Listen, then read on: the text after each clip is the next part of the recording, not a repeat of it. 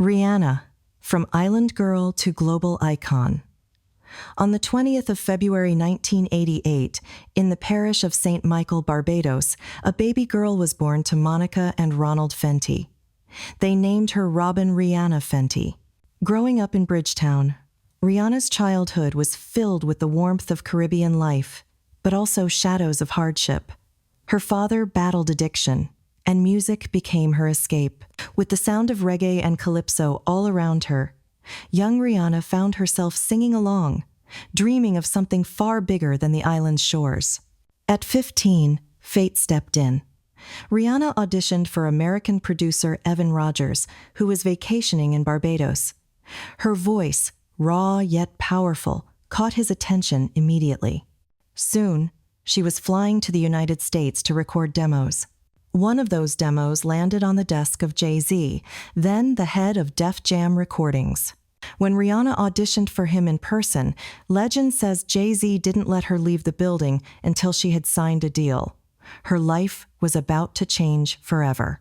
In 2005, Rihanna released her debut single, Pon de Replay.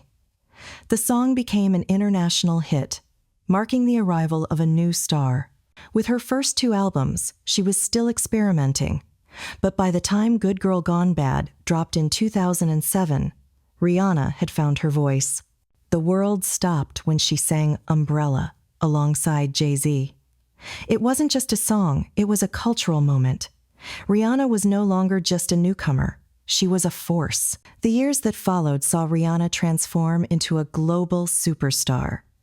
With each album came a new version of her bold, edgy, unafraid.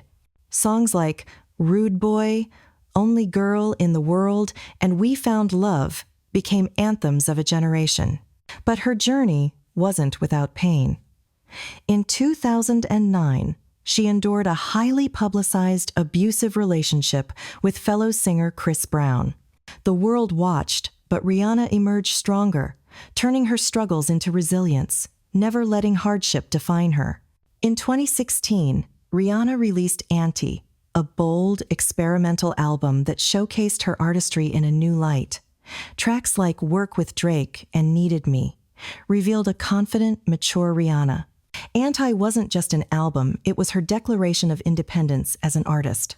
After Anti, Rihanna took a step back from the stage, but not from the spotlight. She built an empire.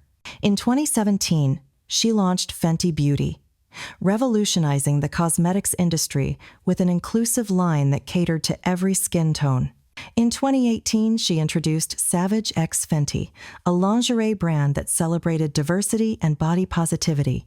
By 2019, she became the first Black woman to lead a luxury fashion house under LVMH with Fenty, cementing her status as not just an entertainer, but a mogul.